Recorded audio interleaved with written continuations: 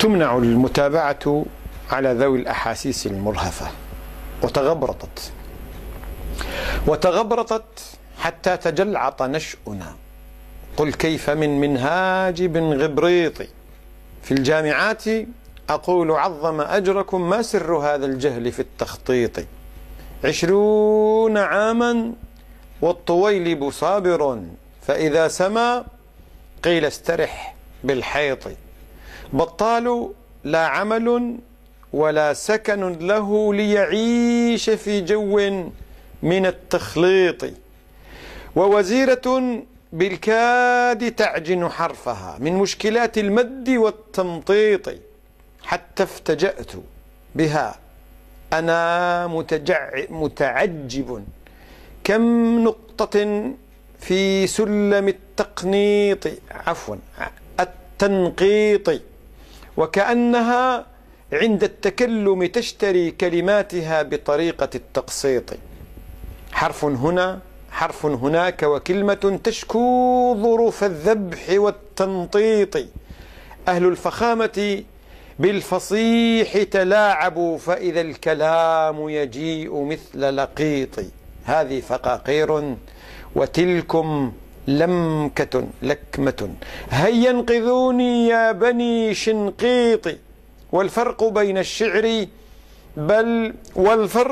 الشعر أو قرآننا سهل بلا عسر ولا تشطيط.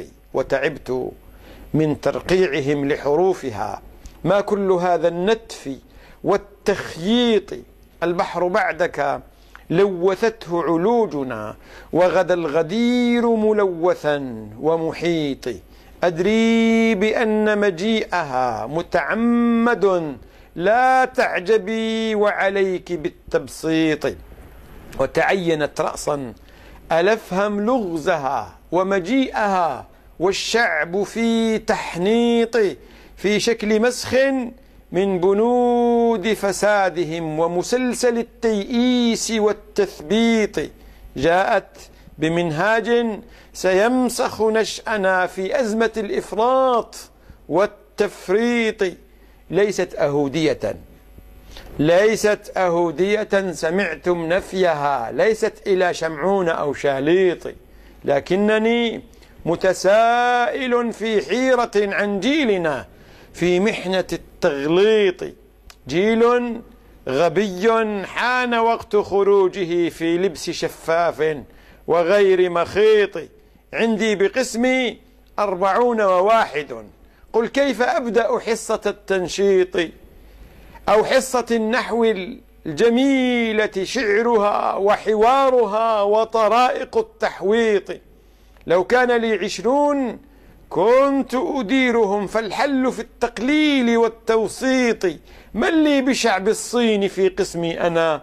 هذا لعمرك قمة التوريط.